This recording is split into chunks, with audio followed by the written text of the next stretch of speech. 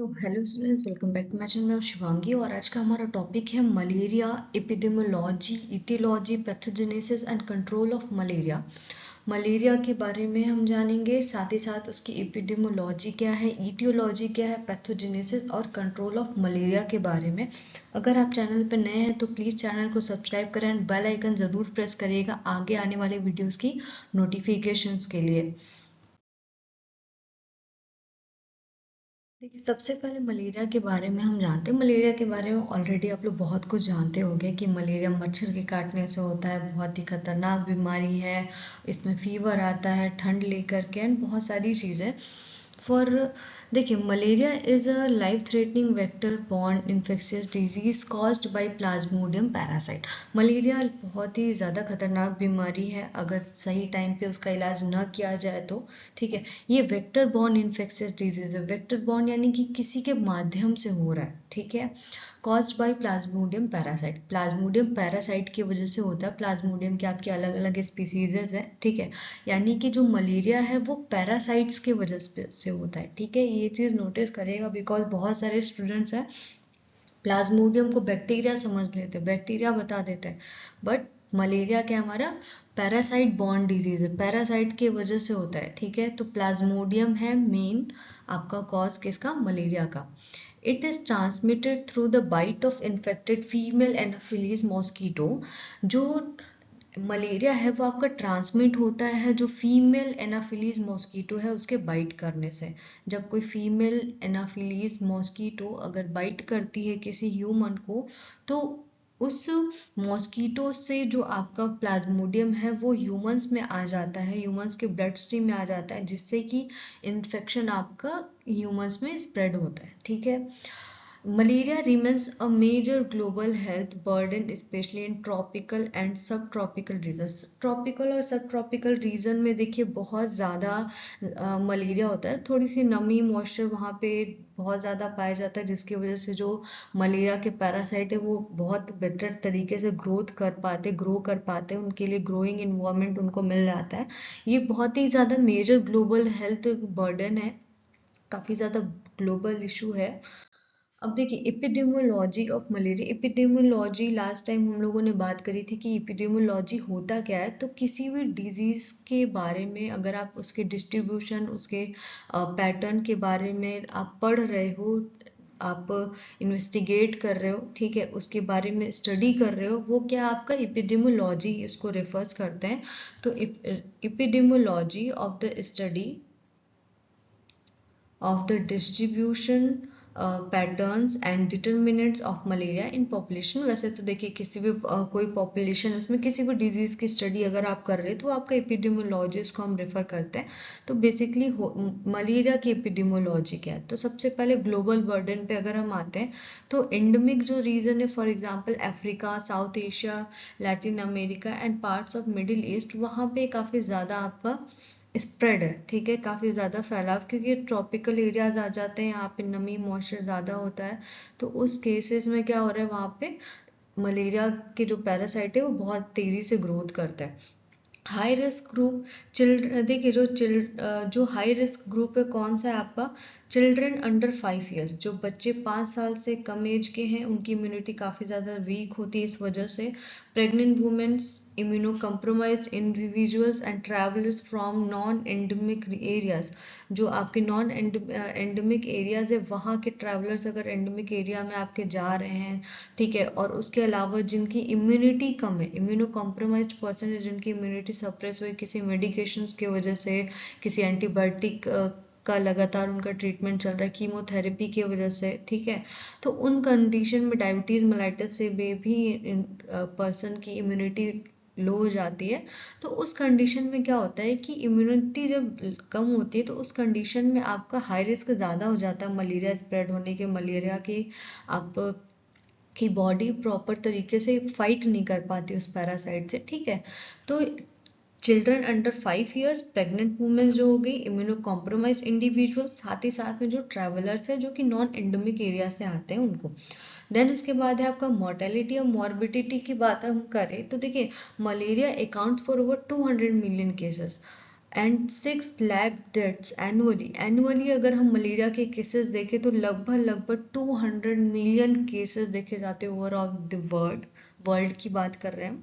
200 million cases हैं एक साल में मलेरिया के, एंड उसके अलावा 6 लाख डेथ्स होते हैं एनुअली मलेरिया से। 6 लाख, ठीक है, आप काउंट कर सकते हैं जीरो को, ठीक है। 6 लाख से आपके डेथ हैं एनुअली मलेरिया से, with plasmodium falciparum causing the most severe infection. जो सबसे ज़्यादा इन्फेक्शन कॉज कर रहा है वो है आपका प्लाज्मोडियम फल्सीफेरम, ठीक है। इनके आपके प्लाज्मोडियम के अलग अलग स्पीसीज है, बेसिकली 5 स्पीसीज है प्लाज्मोडियम के। ट्रांसमिशन फैक्टर की अगर हम बात करें तो देखिए क्लाइमेट कंडीशन सबसे पहला आपका इफेक्टिव है, क्योंकि जो क्लाइमेट है ना वो एक इम्पॉर्टेंट रोल प्ले करता है किसी भी बैक्टीरिया के ग्रो करने में, किसी भी जो आपके पैरासाइट हैं उनके ग्रो करने में, हमारे लिए भी, ठीक है, हमारे लिए भी इन्वायरमेंट जो फैक्टर है वो काफ़ी ज़्यादा, जो क्लाइमेट कंडीशन वो काफ़ी ज़्यादा इफेक्टिव होता है, काफ़ी ज़्यादा इफेक्ट करता है हमारी लाइफस्टाइल को। So high humidity, rainfall and temperature favour mosquito breeding. High humidity, जहाँ पे ह्यूमिडिटी काफ़ी ज़्यादा है, रेनफॉल ज़्यादा होता है, और टेम्परेचर जो है, ठीक है, वो आपका मलेरिया की जो मॉस्कीटो है, मॉस्कीटो की जो ब्रीडिंग है उसको काफ़ी ज़्यादा फेवर करता है, ठीक है।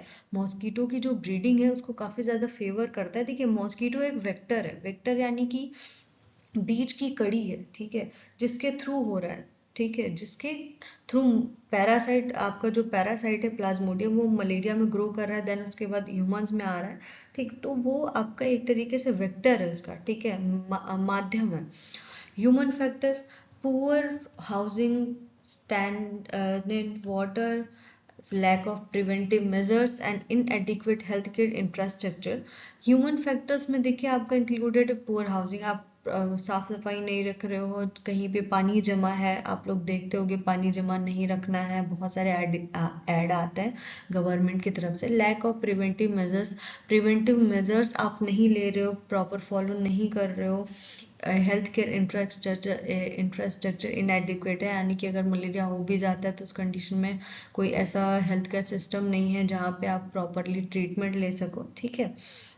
और उसके अलावा भी आपका जो हेल्थ केयर इंफ्रास्ट्रक्चर वो भी इम्पोर्टेंट रोल प्ले करता है, कि प्रॉपर आपको गाइड करने वाला कोई नहीं है कि उस डिजीज से आपको प्रिवेंट कैसे करना है, खुद को कैसे बचाना है, ठीक है। इसी वजह से कम्युनिटी पे भी गवर्नमेंट काफ़ी ज़्यादा फोकस करती है, कम्युनिटी एरियाज में आशाज वर्क करती हैं, उसके अलावा भी बहुत सारे लोग हैं जो वर्क करते हैं। देन इसके बाद हम आते हैं वेक्टर फैक्टर देखिए क्या है आपका, some anopheles species are highly efficient in transmitting malaria. कुछ एनाफिलीज की भी जो स्पीसीज हैं वो काफ़ी ज़्यादा एफिशिएंट हैं मलेरिया को ट्रांसमिट करने में।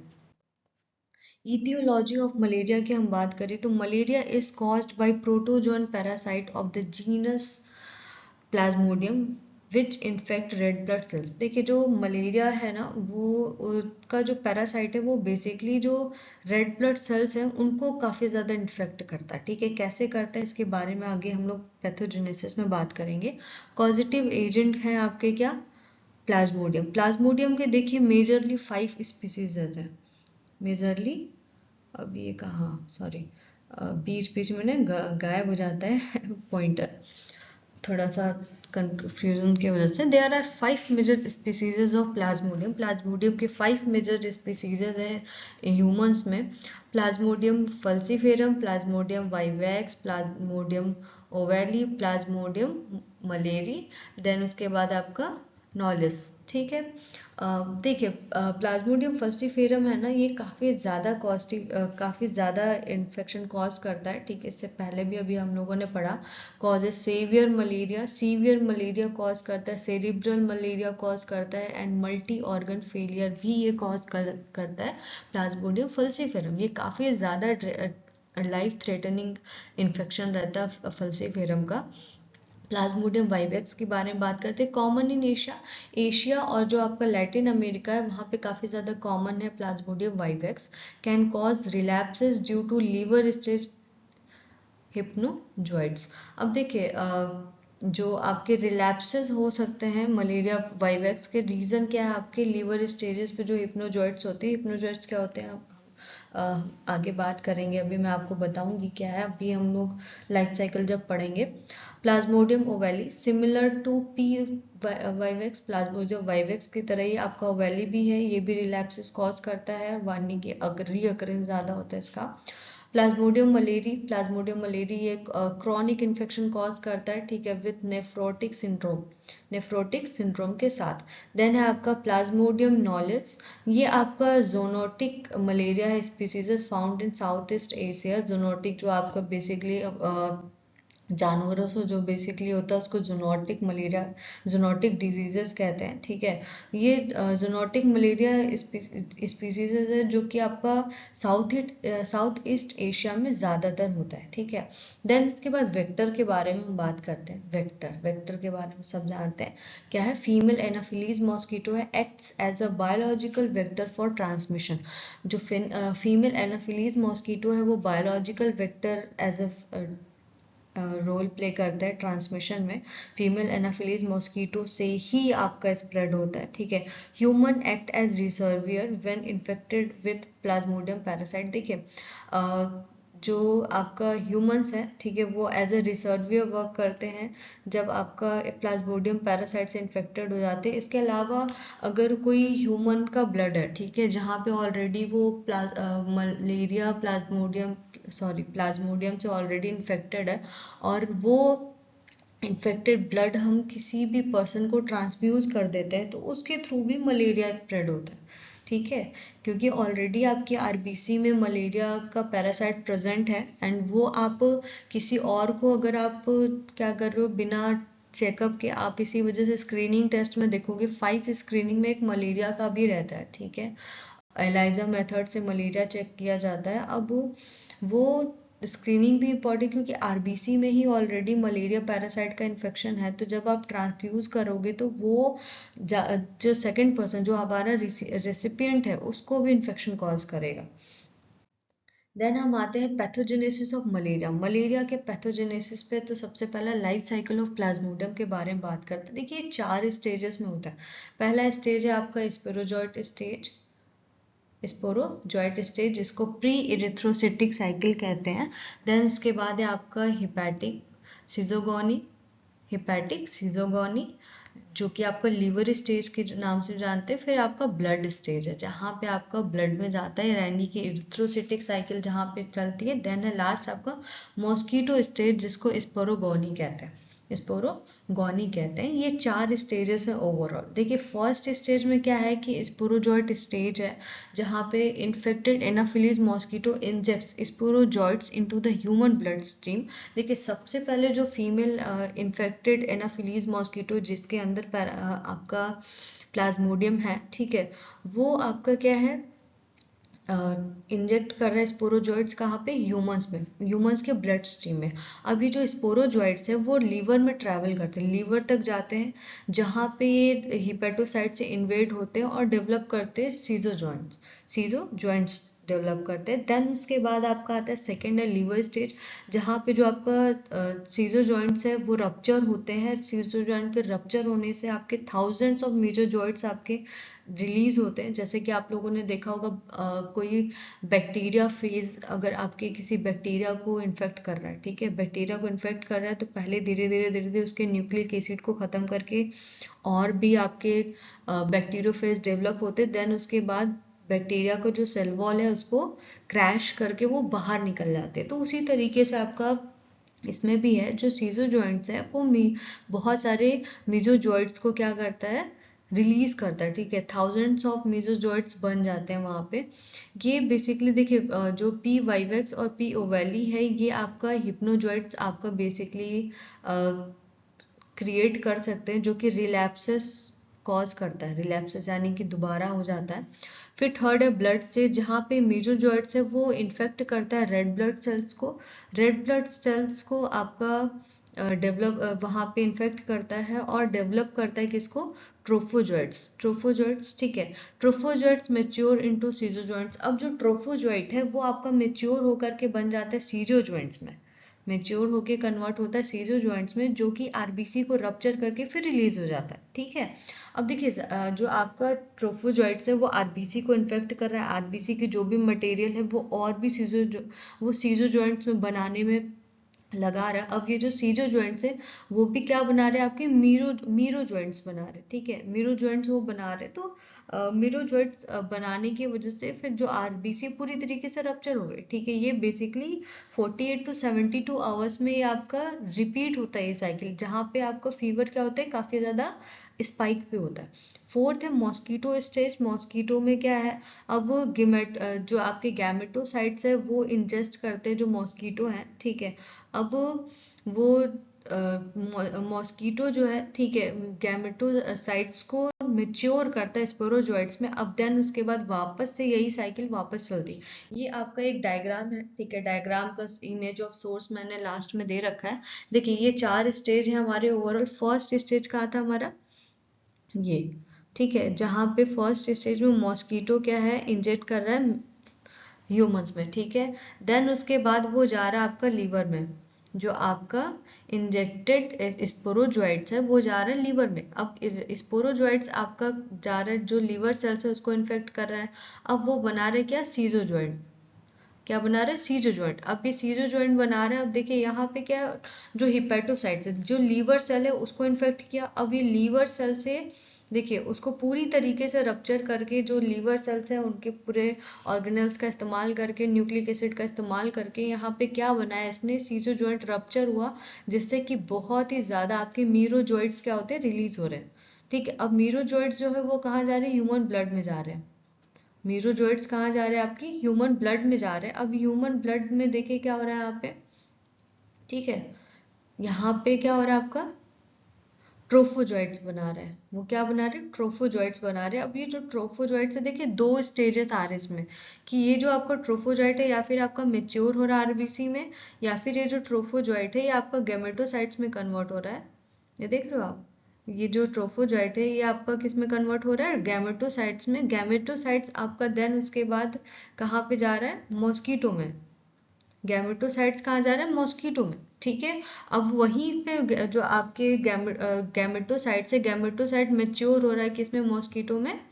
वापस से घुमा फिरा करके मेच्योर और क्या बन रहा है, स्पोरोजॉइट्स बना रहा है। ठीक है, यानी कि जो गैमेटोसाइट्स है वो बन रहे हैं किसमें, आपके स्पोरोजॉइट्स में कन्वर्ट हो रहा है, मॉस्कीटो में मेच्योर हो रहा है। ठीक है, अब वापस से वो मॉस्कीटो किसी ह्यूमन को, हेल्दी ह्यूमन को बाइट करेगा तो इन्फेक्ट करेगा। ठीक, और यही आपका एक और स्टेज है जहाँ पे आपका इरिथ्रोसिटिक साइकिल चल रहे हैं। ठीक, इरिथ्रोसिटिक साइकिल में क्या आपका मेच्योर ट्रोफोजॉइट बन रहे हैं। अब वहाँ पे जो ट्रोफोजॉइट है वो कन्वर्ट हो रहा है सीजो जॉइंट में। ठीक है, आपके आरबीसी में चल रहा है। ठीक है, आरबीसी में आपका सबसे पहले एंटर क्या किया था, स्पोरो आपके ये मीरो जॉइंट्स किए थे। मीरो जॉइंट से बना आपका ट्रोफोजॉइट, इमेच्योर ट्रोफोजॉइट कन्वर्ट हुआ। इमेच्योर ट्रोफोजॉइट कन्वर्ट हो रहा है आपका मेच्योर ट्रोफोजॉइट में। देन उसके बाद ये क्या क्रिएट कर रहा है, सीजो जॉइंट, सीजो जॉइंट। ठीक है, अब ये जो सीजो जॉइंट है फिर से रप्चर हुआ, फिर से क्या आपके मीरो जॉइंट्स बने। मीरो जॉइंट्स वापस से ब्लड स्ट्रीम में गए, बाकी जो आरबीसीज है उनको रप्चर कर रहे हैं। ठीक है, तो ये साइकिल आपकी ओवरऑल चलती रहती है। ठीक है, देन इसके बाद हम आते हैं क्लिनिकल मैनिफेस्टेशन पे। तो बहुत ही कॉमन है, आप लोग जानते होंगे, फीवर आता है, फीवर चिल्स यानी ठंड लेकर के फीवर भी आता है, स्वेटिंग होती है, हेडेक होता है, एनीमिया कॉज होता है। एनीमिया बिकॉज आरबीसी आपकी रप्चर हो रही है। ठीक है, आपकी अगर आप इसमें एलएफटी लीवर फंक्शन भी देखोगे तो वो भी आपका अफेक्ट करेगा। सीवियर मलेरिया में हाई फीवर है। ठीक है, कॉन्वुल्सन है, रेस्पिरेटरी डिस्ट्रेस है, किडनी लीवर डाइफंक्शन है। जाहिर सी बात है कि वहाँ पे लीवर सेल को सबसे पहले इन्फेक्ट कर रहा है वो, है ना, हिपेटोसाइट्स को इन्फेक्ट कर रहा है, हिपेटोसाइट से या सबसे पहले इन्फेक्शन कॉज हो रहा है। तो वहाँ पे आपका लीवर में भी डाइफंक्शन होगा क्योंकि उसके सेल्स को डैमेज कर रहा है वो। देन इसके बाद हम आते हैं कंट्रोल एंड प्रिवेंशन। अब कंट्रोल कैसे करें ये सब जानते हैं। सबसे पहले वेक्टर को कंट्रोल करना पड़ेगा आपको, है ना। ना वेक्टर होगा ना आपका प्लाज्मोडियम स्प्रेड होगा। ठीक है, effective control requires a combination of vector control, preventive measures and earlier diagnosis. देखिए अगर आपको कंट्रोल करना है, प्रिवेंट करना है, तो सबसे पहले आपको वेक्टर कंट्रोल, प्रिवेंटिव मेजर्स भी लेने होंगे, साथ ही साथ में अर्ली डायग्नोसिस मेथड पे भी ध्यान देना होगा। ठीक है, तो सबसे पहले वेक्टर कंट्रोल में हम बात करते हैं कि जो आपके इंसेक्टिसाइड्स हैं उनका इस्तेमाल करना है, बेड नेट का इस्तेमाल करना है ताकि मच्छर ना लगे, ठीक है। Reduce mosquito bite during sleep, जब आप सो रहे हो तो मॉस्किटो बाइट इससे रिड्यूस हो जाएगा आपका।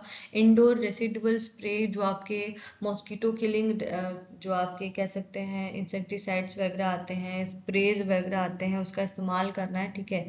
देन उसके बाद इन्वायरमेंटल मैनेजमेंट, इन्वायरमेंटल मैनेजमेंट मतलब कि कहीं भी पानी को इकट्ठा नहीं होने देना है, ठीक है। वो आपको एलिमिनेट करना है, जिससे कि आपका मॉस्किटो के जो लार्वा होते हैं ना वो वही डेवलप करते हैं, तो वो आपको एलिमिनेट कर देता है, उसकी जो ब्रीडिंग होती है वो डेवलप नहीं कर पाती। फिर आपका लार्विसीडल ट्रीटमेंट, लार्विसीडल ट्रीटमेंट में कुछ बायोलॉजिकल और केमिकल एजेंट का इस्तेमाल करते हैं मॉस्किटो का जो लार्वा है उसको किल करने के लिए। बायोलॉजिकल में एक फिश आती है बेसिकली, पॉन्ड्स वगैरह में वो फिश अगर छोड़ दिया जाए तो वो मॉस्किटो को के जो लार्वा होती है उसको खा जाती है, ठीक है। बायोलॉजिकल में वो देख सकते हैं आप। दूसरी चीज़ है आपकी केमिकल्स में, बहुत सारे केमिकल्स आते हैं, डिसइंफेक्टेंट आते हैं जो कि लार्वा को ग्रो नहीं करने देते हैं।